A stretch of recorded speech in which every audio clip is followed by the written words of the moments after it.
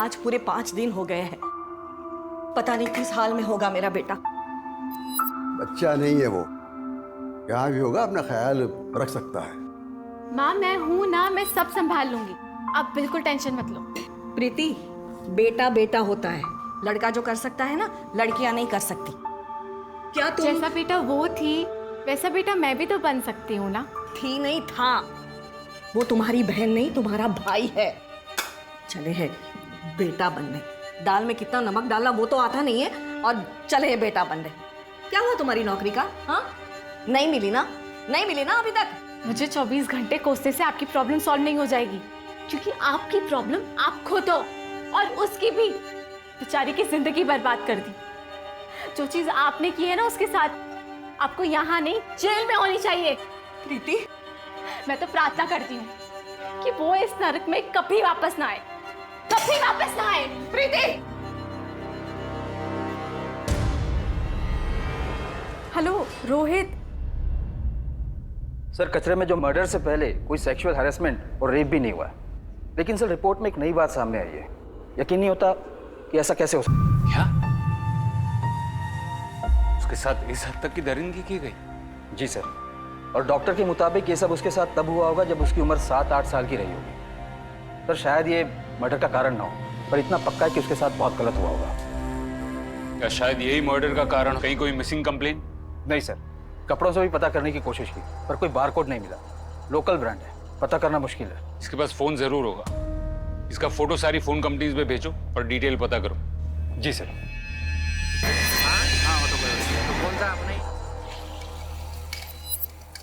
अंगद, तेरे लिए ऑमलेट बनाऊं या हाफ फ्राई? पापा आपको पता तो है मुझे हाफ फ्राई नहीं पसंद। पता है, लेकिन तुझे चिढ़ाने में ना मुझे बड़ा मजा आता है। शक्ल देख अपनी। अच्छा पापा, वो स्कूल वाले ना हमको ट्रिप पे लेके जा रहे हैं महाबलेश्वर, अच्छा, तो थोड़े पैसे मिलेंगे? बेटा जिस हिसाब से तेरे स्कूल वाले छुट्टियां देते हैं ना, उल्टा उन्हें मुझे पैसे देने चाहिए। मतलब आप पैसे नहीं देंगे? ठीक है फिर नहीं जाता हूं। अरे यार, 2 मिनट में मुंह फुला लेगा, मजाक कर रहा था। अलमारी में रखे पैसे, जितने चाहिए ले ले। लेकिन कब जा रहे हो तुम लोग? कल सुबह। सर, आपका फोन कंपनी वाला आइडिया सक्सेसफुल रहा। लड़की का नाम स्नेह यादव था, मुलुंड एरिया का है। ये देखिए सिम कार्ड की कॉपी। स्नेह यादव, मुलुंड। देखते हैं हमारे कितने सवालों के जवाब हमें यहाँ मिलते हैं। परसों शाम तक आ जाऊंगा। हाँ सुनो, एक तो अपना ख्याल रखना और मुझे फोन करते रहना। ठीक है, बाय बाय।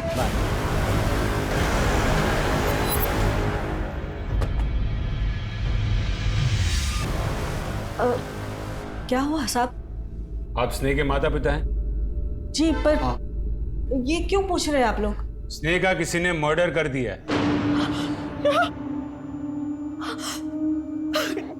देखा, मैंने कहा था ना, कितना कहा था, मेरा बेटा, मेरा स्नेह मुसीबत में है, आप जाइए, पुलिस को बताइए। देखिए, हम आपका दुख समझ सकते हैं, लेकिन हमारे कुछ सवाल हैं जिनके जवाब आपको देने पड़ेंगे। स्नेह की पोस्टमार्टम रिपोर्ट के मुताबिक वो लड़का नहीं लड़की थी, और लड़की ही पैदा हुई थी, जबकि आप तो उसे बेटी नहीं बेटा कह रही हैं। क्योंकि साहब हमारे लिए वो बेटा ही थी। हमारे गुरुजी की इच्छा थी कि हम उसे बेटी नहीं बेटा माने, और एक बेटे की तरह ही पाल पोस कर बड़ा कर। आज मैं दाल बनाऊंगी, चावल बनाऊंगी, रोटी बनाऊंगी और सब्जी भी। तुम्हें सब्जी पसंद है ना? आज मैं तुम्हारी पसंद की सब्जी बनाऊंगी। और आपके गुरुजी की ऐसी इच्छा क्यों थी? क्योंकि वो स्नेह का भला चाहते थे। उन्होंने हमें बताया कि स्नेह उसके पिछले जन्म में लड़का था, और अकस्मात मृत्यु की वजह से वो उस जन्म के काम पूरे नहीं कर पाया था ना, इसलिए इस जन्म में उसे लड़का बनकर ही वो सारे काम पूरे करने होंगे। क्या? हाँ इंस्पेक्टर साहब, इसी तरह से हमें भविष्य में संतान के रूप में पुत्र की प्राप्ति होगी। तो फिर हुई पुत्र प्राप्ति? नहीं, उसके बाद उसकी बहन प्रीति पैदा हुई। प्रीति कहाँ इस वक्त? वो अपनी सहेली के यहाँ गई है। स्नेह की बॉडी जब हमें मिली तब उसके माथे पर सिंदूर और गले में मंगलसूत्र था, जबकि आप तो उसे अपना बेटा कह रही हैं। अरे आप ये क्या बोल रहे हैं साहब, ऐसा मत कहिए, अनर्थ हो जाएगा। देखिए ना, ये क्या हो रहा है, ये सब ये क्या बोल यही क्या माँ बाप नहीं हैवान? अरे जिसे भगवान ने लड़की बनाया उसे जबरदस्ती लड़का बना रहे थे तुम। कितने साल की थी जब उसका ऑपरेशन करवाया? तब 8 साल की थी। हम लोग जिसे जबरदस्ती बेटा बनाने की कोशिश कर रहे थे, उसने बिना बताए शादी कर, इसलिए उसका मर्डर कर दिया है ना। इंस्पेक्टर साहब, मैं तो अपने पैरों पर खड़ा तक नहीं हो सकता, मैं मर्डर करूंगा? स्नेह कुछ काम करती थी, कोई नौकरी वगैरह? हाँ सर, वो स्पीड अप कोरियर कंपनी में काम करता था। ये था करना बंद करो, समझे? आखिरी बार कब दिखी थी वो? 5 दिन पहले। क्या हुआ बेटा? क्या हुआ? अरे स्नेह, ऐसे लड़का होकर लड़कियों की तरह रो रहा है। क्या हुआ? कुछ नहीं, वो दोस्तों के साथ थोड़ी अनबन हो गई थी। अगले दिन सुबह वो मुझे बोलकर निकली कि वो 3-4 दिन के लिए शहर से बाहर जा रही है। पर साहब, आपको पक्का यकीन है कि उसने शादी कर ली थी? पक्का तो नहीं, पर मंगलसूत्र और सिंदूर देखकर तो यही लगता है। प्रीति वापस आ जाए तो उसे पुलिस स्टेशन भेज देना, क्वेश्चनिंग के लिए। और हाँ, जरूरत पड़ी तो हम फिर से आएंगे।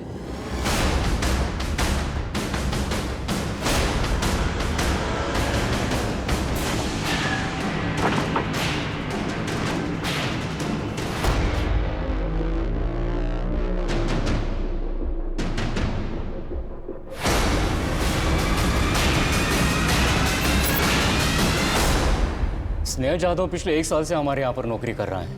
बहुत ही मेहनती और ईमानदारी लड़का है, पर पता नहीं पिछले 5 दिनों से कहाँ गायब है, ऑफिस ही नहीं आ रहा है। सबसे पहले स्नेह लड़का नहीं लड़की, और उसका मर्डर हो चुका है, और उसकी लाश नवी मुंबई से मिली। क्या आप मुझे बता सकते हैं कि वो नवी मुंबई क्यों गई थी? वहां की कोई डिलीवरी थी? मैं चेक करके बताता हूँ। नहीं सर, अभी मुंबई की कोई डिलीवरी नहीं है। तो उसका किसी के साथ कोई झगड़ा या ऑफिस में किसी के साथ कोई अनबन? जहां तक मेरी जानकारी ऐसा कुछ नहीं था सर। हाँ, पर हमारे ऑफिस में 2 डिलीवरी बॉय थे, रोहित कदम और सोनू कदम, दोनों कजिन्स हैं। उनसे काफी अच्छी दोस्ती थी स्नेह की। हो सकता है उन्हें कुछ पता हो। बुलाई उन्हें? नहीं सर, अभी वो यहाँ पर नहीं है। मैंने 2 हफ्ते पहले दोनों को ही नौकरी से निकाल दिया था। ये दोनों पार्सल तुमने डिलीवर किए थे ना? उसमें फोन थे जिसके बदले कस्टमर को बर्तन साफ करने की साबुन मिली। अरे दांत क्या दिखा रहे हो? फोन कहाँ है ये बताओ। सर थोड़ा तमीज में। या दिन रात इसलिए मेहनत नहीं करते कि आप हम पे चोरी का इल्जाम लगाओगे। कुछ नहीं किया हम लोगों ने, ये कंपनी का झोल है। कंपनी का झोल है? हाँ, कंपनी का झोल है। पहले 2 कौड़ी के डिलीवरी बॉय मेरी कंपनी पे उंगली उठाएगा, मुझे तमीज सिखाएगा। साले मेरे गिरे बाप पे हाथ डालेगा तू। पकड़ देता हूं तुझे। तुम शांत हो जा। सोनू, तू खड़ा खड़ा मुंह क्या देख रहा है? कुछ बोलना। सर रोहित ने कुछ नहीं किया है सर। दोनों के दोनों अभी के अभी यहाँ से निकल जाओ। दोबारा अपनी शक्ल मत दिखाना। दिखाओ। भाई चल, तू क्या निकालेगा? तेरी कंपनी को लात मारता हूँ। भाग। चल चल चल। उसके 2 दिन बाद तक तो उसने ऑफिस आता रहा, और फिर वो भी गायब हो गया। फिर उसके 2 दिन बाद सोनू मुझसे मिलने आया और वो बोला कि सर फोन बदलने का आइडिया मेरा नहीं था, रोहित का था। आप चाहो तो उसे पुलिस में दे दो। मैं सच बोलने के लिए तैयार हूँ सर, लेकिन मुझे वापस नौकरी पे रख लीजिए सर। सर ये नौकरी मेरे लिए बहुत ज़रूरी है। अगर ये नौकरी मुझे नहीं मिली तो सर मैं भूखों मर जाऊंगा सर। एक बात बता, तो अपने भाई के खिलाफ गवाही देगा? हाँ सर, दूंगा सर। जो गलत है वो गलत है। तो मतलब सोनू अब भी यही काम करता है? बुलाइए उसे। सर वो अभी डिलीवरी करने के लिए गया है। ठीक है, वो वापस आ जाए तो उसे पुलिस स्टेशन भेज देना।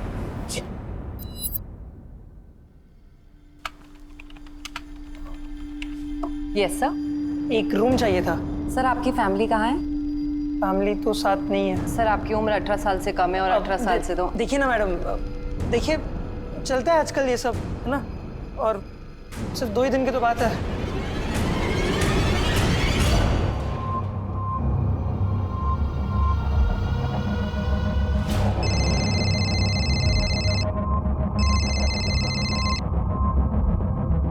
हेलो, हाँ पापा, मैं ठीक हूँ, पहुँच गया। हाँ हाँ, बहुत मजा आ रहा है, हम सब 2 साथ में ही हैं। हाँ खाना खा लूंगा पापा। हाँ ओके ओके बाय।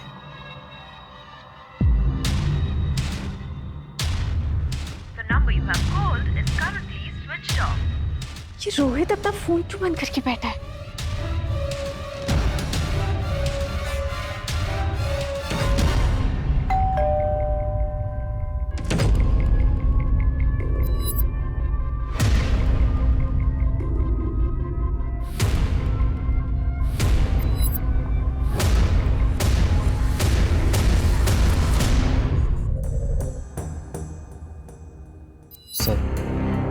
सर मैं तो कभी सोच भी नहीं सकता सर कि मेरे किसी जानने वाले का मर्डर हो सकता है। अच्छा ये बात है, तो अब पता चल गया ना कि मर्डर हो सकता है। चल बता, अगर तूने मर्डर नहीं किया तो कौन कर सकता है? सर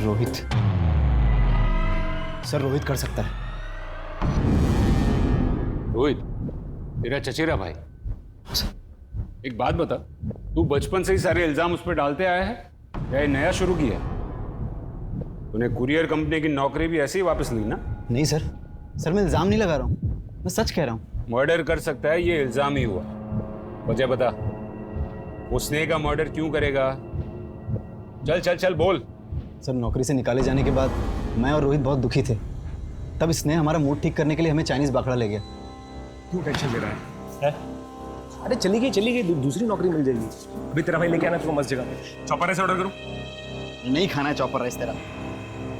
साला तेरी वजह से मेरी नौकरी चली गई। तुझे पता है ना पूरे घर में कमाने वाला सिर्फ मैं हूँ। साला तेरे चक्कर में मैं भी फंस गया। सोच अगर उसने पुलिस बुला ली होती तो। रो मत यार, बोला ना जरूरत थी पैसों की, और अगर उसे पुलिस बुलानी होती ना तो कब की बुला चुका होता। टेंशन मत ले, इससे बढ़िया नौकरी लेके दूंगा तेरे को। अरे यार मैं मैनेजर से बात करूंगा ना, वो तुमको फिर से बुला लेगा, और तुम्हारे बिना तो मैं वहां काम करने का सोच भी नहीं सकता। मतलब तुम दोनों के बिना? अरे यार मैं वहां काम करने जाऊं और तुम दोनों को वहां पे ना देखूं, ऐसा थोड़ी हो सकता है। अरे इतना इमोशनल होने की जरूरत नहीं है, मिल जाएगी नौकरी। एक काम कर, ये ले जा चॉपर राइस ऑर्डर कर। रोहित तुम्हें तो पता है कि मैं तुमसे कितना प्यार करती हूँ। मैं तुम्हारे बिना। तेरा दिमाग खराब हो गया? कुछ भी बके जा रही है?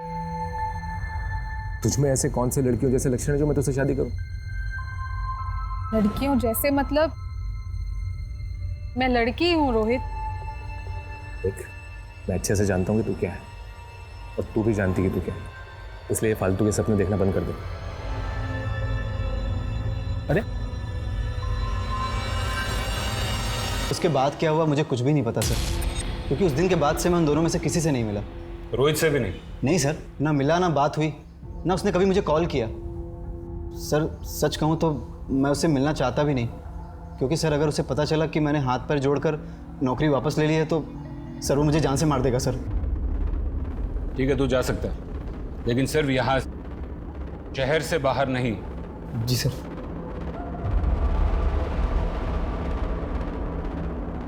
सर आपको क्या लगता है ये सच बोल रहा है? अगर सभी लोग इतनी आसानी से सच बोलने लगे तो अपना काम आसान नहीं हो जाएगा।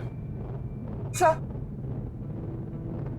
रोहित का फोन पिछले 4 दिनों से स्विच ऑफ है। कॉल लोकेशंस के मुताबिक रोहित और सोनू पिछले 7 दिनों से मुलुंड में ही है। सर दोनों भाइयों के बीच पिछले 7 दिनों में फोन पर कोई बात नहीं हुई। और स्नेह? सर उसके कॉल रिकॉर्ड्स के मुताबिक उसकी आखिरी बात एक पंडित से हुई। पंडित? बुलाओ उसे।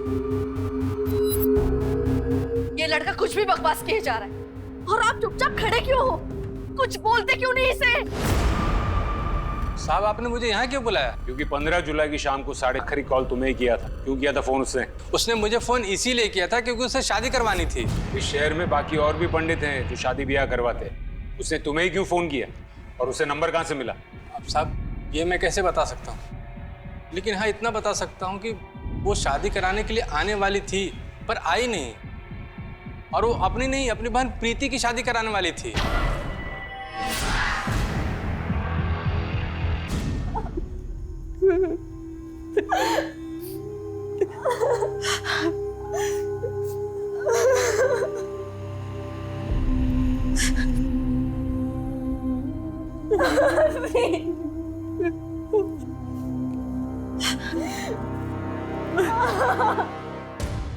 तू है कौन ये बकवास करने वाला कि तू मेरा बेटा है? हाँ? लेकिन मेरी अरे काय का पापा, अगर दोबारा ये बकवास की ना तो पुलिस में दे दूंगा। पापा लेकिन मेरी जब पापा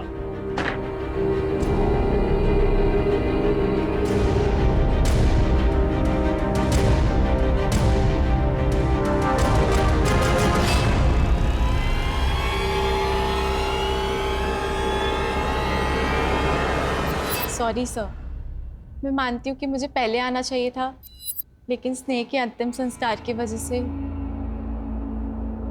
अच्छा एक बात बताओ, तुम दोनों बहनों का रिश्ता कैसा था? उसमें बनती थी या? वैसे तो रिश्ता बहनों जैसा ही होना चाहिए था, लेकिन जिस तरह से मेरे बाप ने उसे पाला पोसा, मुझे कभी समझ में ही नहीं आया कि वो मेरा भाई था या मेरी बहन। यहाँ तक कि हर साल मेरी माँ ने मुझसे स्नेह को राखी तक बंधवाई।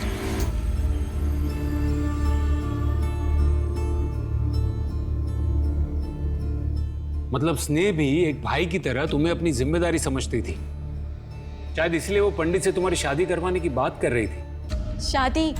सर मेरी शादी की कभी बात ही नहीं हुई, और वो ऐसा क्यों करेगी? प्रीति जी ये तो आप हमें बताएंगी, क्योंकि आपकी फैमिली में जो चल रहा था वो नॉर्मल नहीं था। सर मैं नहीं जानती कि वो क्या कर रही थी और क्यों कर रही थी। प्रीति जी, कॉल रिकॉर्ड्स हैं आपके हमारे पास। हर दूसरा कॉल आपने रोहित को किया। इसका मतलब साफ है कि दोनों बहनें एक ही लड़की को पसंद करती थी, और इसीलिए तुमने स्नेह का मर्डर किया। मैंने कुछ नहीं किया है सर। तुम रोहित को कैसे जानती हो? देखो सच बोलो, ये तो हमारे पास और भी तरीके हैं। सर मैं सच बोल रही हूँ, मैंने स्नेह को नहीं मारा है। रोहित और सोनू को मैं इसलिए जानती हूँ क्योंकि वो उसके साथ काम करते थे और वो उसके दोस्त हैं, और मैं रोहित को सिर्फ इसलिए कॉल कर रही थी क्योंकि घर से जाते हुए स्नेह ने कुछ ऐसी बात कही थी जो मुझे आज तक नहीं समझ आई। सारी जिंदगी मैंने इस झूठ को सच मानकर बिता दी। कितना कुछ सहा है इस झूठ के वजह से, पर बस अब नहीं। अब मैं अपनी जिंदगी अपनी मर्जी से जीऊंगी, वो बनकर जो मैं हूँ। सर मैं कुछ नहीं जानती, मेरा रोहित से कोई वास्ता नहीं है। स्नेह का फोन बंद आ रहा था इसलिए मैंने रोहित को कॉल किया, पर उसने कभी मेरा फोन उठाया ही नहीं, और उसके बाद उसका फोन भी स्विच ऑफ हो गया था। तुम जा सकती हो।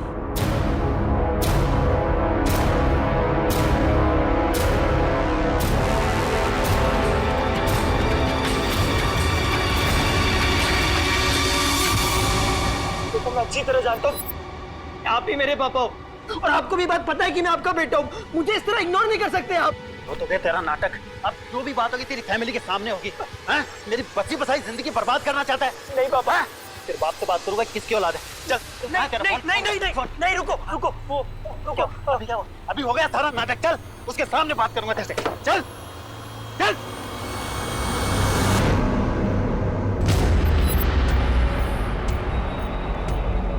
सर ये देखिए, यही वो पार्सल है जिसके बारे में मैंने आपको बताया था। इस पे केयर ऑफ स्नेह जादव लिखा है, और पार्सल प्रीति जादव के नाम से।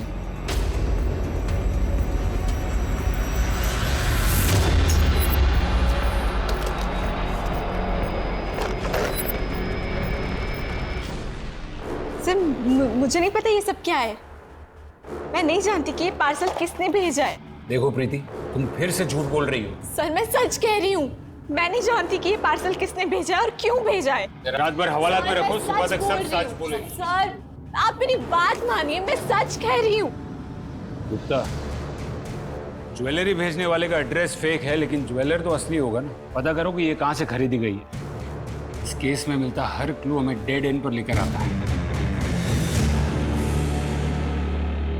ऐसे ही हाथ पे हाथ धरे बैठे रहोगे क्या? मेरा बेटा मर गया, उसका खून हो गया है, और मेरी बेटी उसके भाई के ही खून के इल्जाम में जेल में। कुछ सुनाई नहीं देता क्या तुम्हें?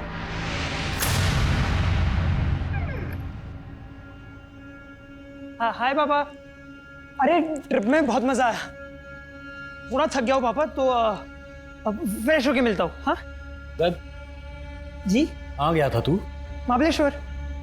बताया तो था आपको पापा, दोस्तों के साथ स्कूल ट्रिप थी ना, तो इसलिए। क्या हुआ पापा? झूठ बोल रहा है। नहीं, तेरे जाने के बाद तेरे दोस्त यहाँ घर पे तुझसे मिलने आए थे। उन्होंने बताया स्कूल की तरफ से कोई ट्रिप नहीं था। झूठ बोल रहा है। एक मिनट। नहीं तो पापा नहीं बाप से झूठ बोलेगा। बता कहाँ गया था? बता कहाँ गया था? पापा बता, बाप से झूठ बोलेगा। मत मारो। कहाँ गया था? बता। छोड़ दीजिए साहब, बच्चा है। हट। बता दो पापा। मैं तेरी तो पापा एक मिनट। ये लेटर आया था पापा। दिखा क्या लेटर आया था पापा, इसलिए गया था मैं। झूठा लेटर आया था।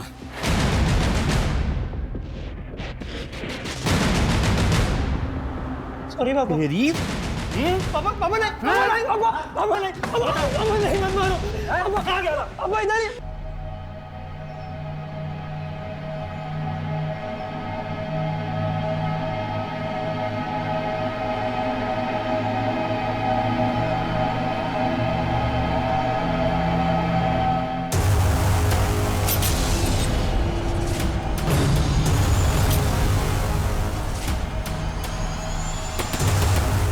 एक तरफ जहां पुलिस, दूसरी तरफ पुलिस के सामने एक दोहरी हत्या का मामला भी आता है।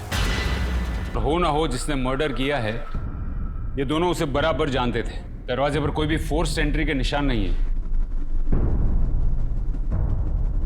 जब मर्डर से तब तुम कहाँ थे? साहब हम अपने घर पे थे। मैं यहाँ दिन में नौकरी करता हूँ, शाम को अपने घर चला जाता हूँ।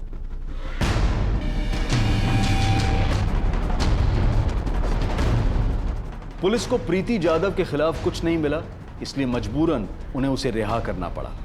सुधीर चौहान और अंगद चौहान के कॉल रिकॉर्ड्स और मोबाइल लोकेशन खंगाली गई और आखिरकार अंगद की मोबाइल लोकेशन की मदद से उन्हें सूरत के उस होटल के बारे में पता चला जहां अंगद चौहान 2 दिन तक रुका था। इस लड़के को देखा है यहाँ? मैडम ये लड़का यहाँ 2 दिन रुका था और बकोली में 22 नंबर मकान के लिए पूछ रहा था। मैडम ये लड़का बेवकूफ़ है। एक दिन अचानक हमारे घर में आया और कहने लगा कि मेरे पति इसके पिता हैं। हमारी जिंदगी का तो सुकून छीन लिया इस लड़के ने। मैडम ये सब झूठ है।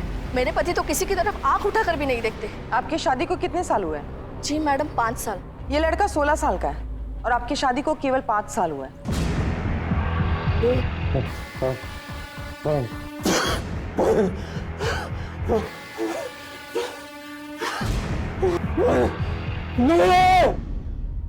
सर वो लड़का मेरे घर आया जरूर था सर, लेकिन वो झूठ बोल रहा था सर कि वो मेरा बेटा है।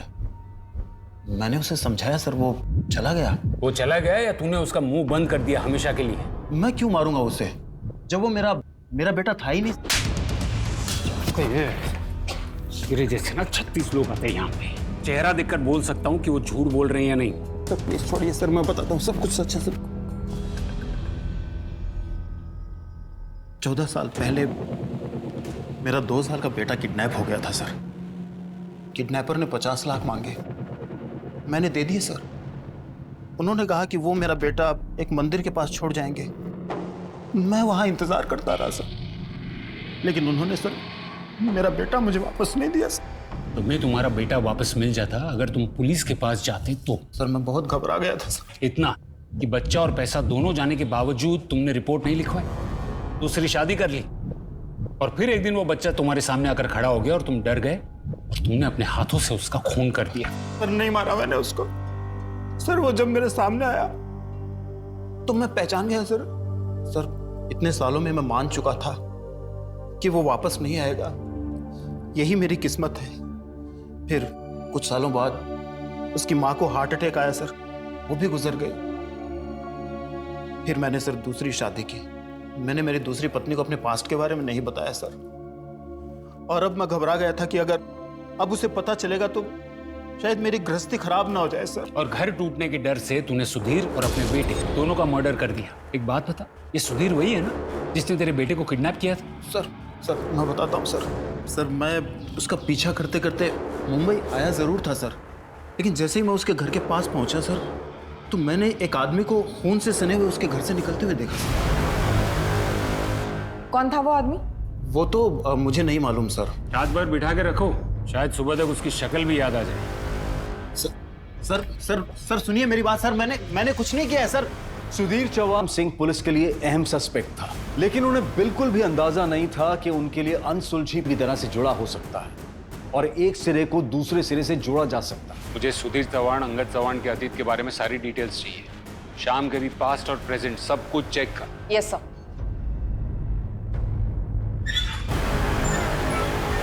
सर। सर प्रीति के नाम आए पार्सल में जो ज्वेलरी थी वो माटुंगा के श्याम ज्वेलर के यहाँ से खरीदी गई। उसने गहने पहचान लिए और गहने खरीदने वाला और कोई नहीं बल्कि रोहित ही है। ये रोहित है कहाँ? न रोहित हमें मिल रहा है, न रोहित और प्रीति के बीच का कोई कनेक्शन, और वो अभी यही कह रही है कि उसके और रोहित के बीच में कुछ भी नहीं है। फिर ये रोहित ने ज्वेलरी खरीदी किसके लिए और फिर वो गायब क्यों हो गया? क्या गुप्ता कहीं ऐसा तो नहीं कि कोई तीसरा है जो हमें जानबूझकर गुमराह करने की कोशिश कर रहा है? अपने खबरियों को काम पर लगाओ, जो किसी भी हाल में रोहित चाहिए। सर 20 साल पहले जिस डॉक्टर ने इलीगल तरीके से स्नेह का ऑपरेशन किया था वो ट्रैक हो गया। दादर जेल में पिछले 3 साल से सजा काट रहा है, ऐसे इलीगल ऑपरेशन के चार्जेस में। जब हमने उससे बात की तो पता चला कि स्नेह का असली बाप विष्णु यादव नहीं है। तो कौन है? क्या? हाँ सर, और हमने सुधीर चौहान का कॉल रिकॉर्ड्स निकलवाए। ये देखिए उसके कॉल रिकॉर्ड्स, जब हमने चेक किए तो क्या नहीं।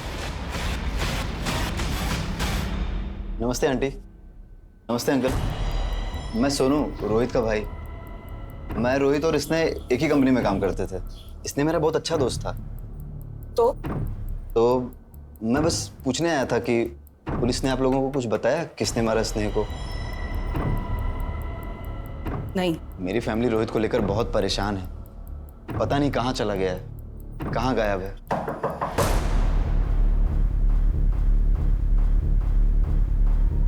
तू यहाँ क्या कर रहा है?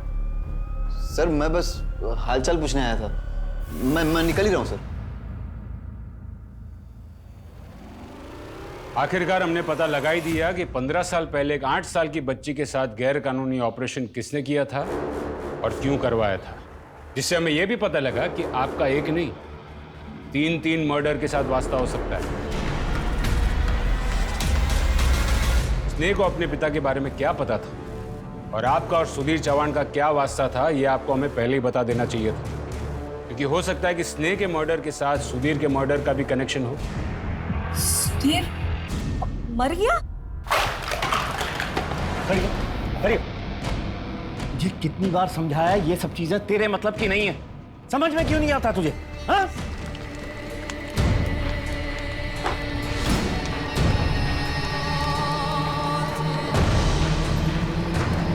उसने अपनी सगी बेटी के साथ जो किया ना, वो कोई दुश्मन भी नहीं करता। मेरी स्नेह सिर्फ 8 साल की थी, जबरदस्ती उसका ऑपरेशन करवा दिया, मुझे बिना बताए, ताकि वो कभी मां ना बन सके। मां तो क्या, वो किसी के साथ आराम से बोला था कि अगली औलाद बेटा होगा, पर प्रीति पैदा हुई उसी दिन मुझे और मेरी बच्चियों को छोड़कर भाग गया। फिर क्या, लोगों के घर पे बर्तन मांजे, झाड़ू कटका किया और बच्चों को पाला। इनके यहाँ भी मैं झाड़ू कटका करने आती थी, पर जब इन्होंने शादी के लिए पूछा तो मैंने तुरंत हाँ कर दी, बच्चों के लिए। मैंने जब स्नेह की शादी की बात की तब आपने ये क्यों कहा कि अनर्थ हो जाएगा?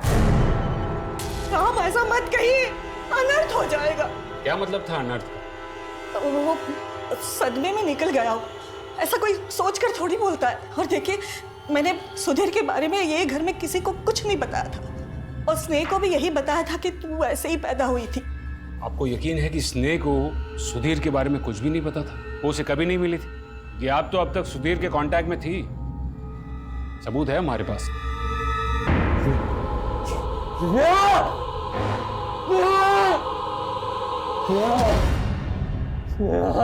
सर, सुधीर चौहान की इंफॉर्मेशन निकालते वक्त उसके रिकॉर्ड्स हमारे पुलिस रिकॉर्ड से मैच हो गए।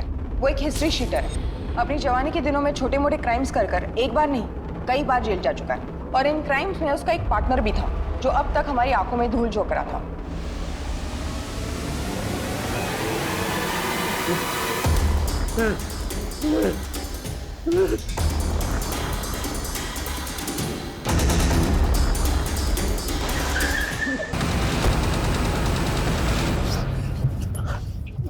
अरे सर आप मुझे ये यहाँ क्यों लेकर आए? मैंने तो आपकी इतनी मदद की थी। पूरी मदद नहीं की थी, पूरा सच नहीं बोला था। जैसे कि स्नेह के बाप के साथ तूने ऐसा किया क्यों? कैसे मारा उसे? क्यों मारा उन दोनों को? तूने स्नेह को पहले इसलिए मार दिया ना ताकि तेरे प्लान के बारे में किसी को पता ना चले। मैंने स्नेह को नहीं मारा है सर। अब की बार जरा सा भी झूठ बोला या कुछ भी छुपाया ना, मां कसम तुझे तोड़ के रख देंगे। गवाह है हमारे पास जिसने तुझे उस दिन भागते हुए देखा था।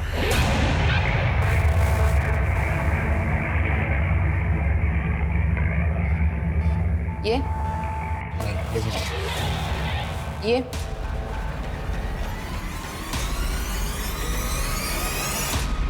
सुधीर के घर से मिले तेरे जूतों के निशान से यह साबित होता है कि दोनों मर्डर तूने ही किए हैं।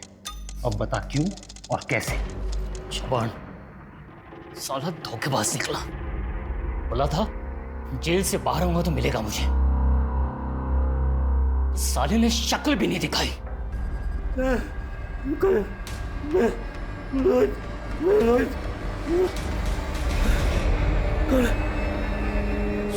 रोहित,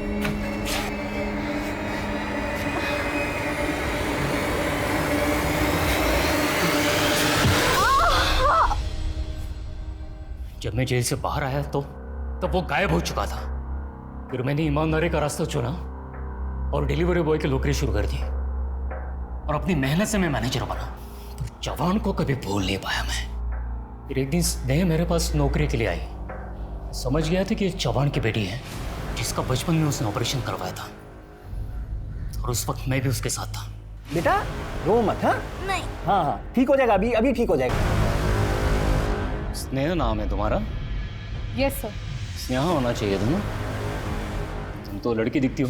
सर वो मेरा पर्सनल मैटर है, आप प्लीज़ मुझसे अपने काम के सवाल पूछिए। मैं बहुत ही मन लगा के काम करूँगा और आपको मुझसे कभी कोई प्रॉब्लम नहीं होगी।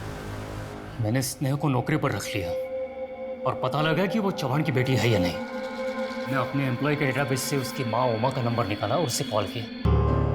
मैं कौन बोल रहा हूँ ये जानना ज़रूरी नहीं है, बस ये बताओ कि वो आजकल कहाँ है। मेरे हिसाब से तो जहन्नुम में है। अरे भाड़ में जाए। देखो मेरा उससे कोई लेना देना नहीं है। हाँ उसका एक फोन नंबर है, चाहिए तो लिख लो, 444727 चौहान का नंबर तो मुझे मिल चुका था, पर मैं महीनों तक ये नहीं समझ पा रहा था कि मैं उसके साथ आखिर करना क्या चाहता हूँ। एक बार तो लगा कि मैं इतनी मेहनत से यहाँ तक पहुँचा हूँ, अपने काम से काम रखूँ, पर नहीं कर पाया। और फिर कुछ एक महीने पहले स्नेहा से बात की और उसे सब बता दिया। बेटा बात यह है कि तुम लड़की पैदा हुई थी ना कि लड़का। हमारे माता पिता चाहते थे कि उन्हें लड़का हो, लेकिन हुई लड़की, इसलिए उन्होंने अस्पताल ले जाकर के तुम्हारा ऑपरेशन करवाया और लड़की से लड़का बना दिया। मैं खुद तुम्हारे पापा के साथ उस वक्त था। माँ ने कहा कि मैं ऐसे ही पैदा हुआ था, ना लड़की थी ना लड़का। माँ ने कहा अगर तू लड़का बन के रहेगा तो कम से कम लोग तेरी इज्जत तो करेंगे, पर ये सब झूठ था। इतना गलत किया उन्होंने मेरे साथ। बेटा अगर तू इस धोखे का बदला लेना चाहे तो मैं तेरी मदद कर सकता हूँ, पर एक शर्त पे कि तू अपनी माँ को कुछ नहीं बताएगी।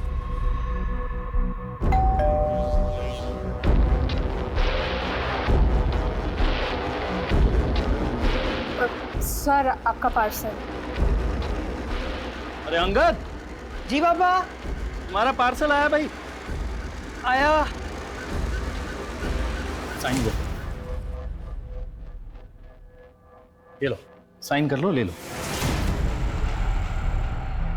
अंगद, ये तुम्हारा असली बाप नहीं है। तुम्हारा असली बाप सूरत में, उसका नाम श्याम सिंह है। नीचे उसका एड्रेस है सूरत का। अगर तुम्हें कोई शक है या कुछ पूछना हो तो मुझे इस नंबर पे फ़ोन करो, 4488221212। जवान बहुत चालाक आदमी था, मैं जानता था बहुत जल्दी उसे सब पता चल जाएगा और वो मुझ तक पहुंच जाएगा। तो मैं भी यही चाहता था। फिर उस रात जब उसने मुझे फ़ोन किया तो मैं पूरी तैयारी के साथ उसके यहाँ पर पहुंचा।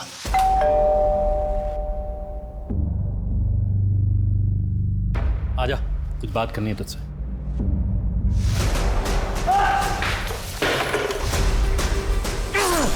इन्हें जवान को उसके किए की सजा दे दी। अंगद और स्नेह को किस बात की सजा दी? चल बता। 2 मर्डर कबूल कर लिए मैंने, तीसरे के लिए झूठ क्यों बोलूंगा? कौन सी सजा कम हो जाएगी मेरी? सर ये कॉल रिकॉर्ड्स देखिए। सामने रहकर भी पुलिस को क्या घुमाया इसने? दाद देनी पड़ेगी। इसको उठा के लेके आओ। राइट।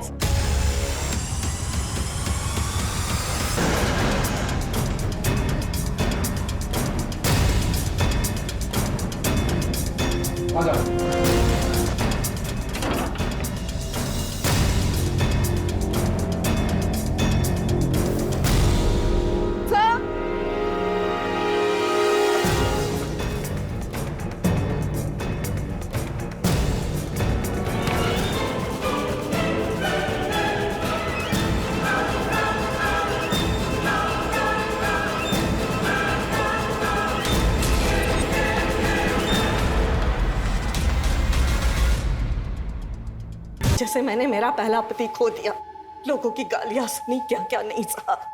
अब इस बुढ़ापे में मुझ में इतनी हिम्मत नहीं थी कि मैं मेरा दूसरा पति भी खो दूं और दर दर की ठोकर ही खाऊं। मतलब ये कि जिस दिन वो निकली ना, तब मैंने सब कुछ सुना था। प्रीति को क्या ज्ञान दे रही थी वो। सारी जिंदगी मैंने इस झूठ को सच मानकर बिता दी। कितना कुछ सहा है इस झूठ के वजह से, पर बस अब नहीं। अब मैं अपनी जिंदगी अपनी मर्जी से जीऊंगी, वो बनकर जो मैं हूँ। ये सब क्या बोल रहे हो? तुझे पता है वो आदमी जिसे मैं अपना बाप समझती थी, वो मुझे पैरों के मालिश के नाम पे क्या करवाता था? बताऊं मैं तुझे? मुझे बताने में भी घिन आ रही है। पता है, सब पता है। आजा, थोड़ी मालिश ही कर दे। वैसे भी तू किसी और काम का तो है नहीं। तो अब तुम क्या करोगी? अब मैं अपनी जिंदगी नॉर्मल तरीके से जीऊंगी। तुझे रोहित पता है ना, मैंने तुझे मिलाया था उससे एक बार। मैं और रोहित एक दूसरे से प्यार करते हैं। हालांकि हम अलग होने वाले थे, क्योंकि रोहित की फैमिली मुझे ऐसे कभी एक्सेप्ट नहीं करती। पर अब रोहित भी प्यार करने लगा है मुझसे, और वो मेरे लिए डॉक्टर ढूंढ रहा है जो मेरा इलाज कर सके, ताकि मैं आगे जाके माँ बन सकूं। और वो मुझे डॉक्टर ही नहीं, पुलिस स्टेशन भी लेके जाने वाला है, ताकि वो आदमी जिसे आज तक मैं अपना बाप समझती थी, उसे अपने किए की सजा मिले। सिर्फ इसे ही नहीं, उसे भी जिसने मेरी ये हालत की है, जो बाप जबरदस्ती अपनी बेटी को बेटा बनाना चाहता था। पर अभी तुम कहाँ जा रही हो? मैं अभी नवी मुंबई जा रही हूँ। रोहित के किसी जान पहचान वाले का फ्लैट खाली है वहाँ पे। जब तक हमारे हालात नहीं सुधरेंगे, हम दोनों वहीं रहेंगे। ये देख, ये रोहित लाया है मेरे लिए, और उसने मेरे लिए कुछ और सरप्राइज भी रखा है। पर वो पार्सल हमने तेरे नाम पे मंगाया है। मैंने अपने कंपनी के कुरियर वाले लड़के को बोल दिया है कि अगर तेरे नाम पे कोई पार्सल आए तो तुझे ही डिलीवर करे। फिर तुमने हमसे झूठ क्यों बोला? क्योंकि मुझे कुछ समझ में नहीं आ रहा था कि मैं क्या करूं। मैंने रोहित को काफी बार कॉल किया, लेकिन अचानक से वो भी गायब हो गया था। मुझे लगा कि जरूर मेरी माँ ने कुछ किया होगा, लेकिन अपनी माँ के खिलाफ आपको कैसे बताती? मैंने माँ से पूछा भी था, उन्होंने कहा कि उन्होंने कुछ नहीं किया। फिर मैंने देखा कि हमारे घर के पीछे वो जो जगह है जहाँ पर टूटा फूटा सामान पड़ा होता है, जहाँ कोई नहीं आता जाता, वहाँ अक्सर वहाँ जाया करती थी। मुझे शक हुआ तो मैं वहाँ देखने गई। तुमसे एक मदद चाहिए। हाँ, पैसे मिलेंगे। देखो, मैं उसका नंबर देती हूँ, वो नवी मुंबई में है। काम ठीक से होना चाहिए, खबर यहाँ तक पहुँचनी नहीं चाहिए, समझे?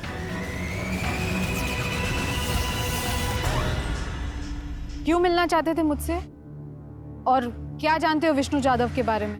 बताता हूँ। मैडम वहां पर एक आदमी की लाश पड़ी है।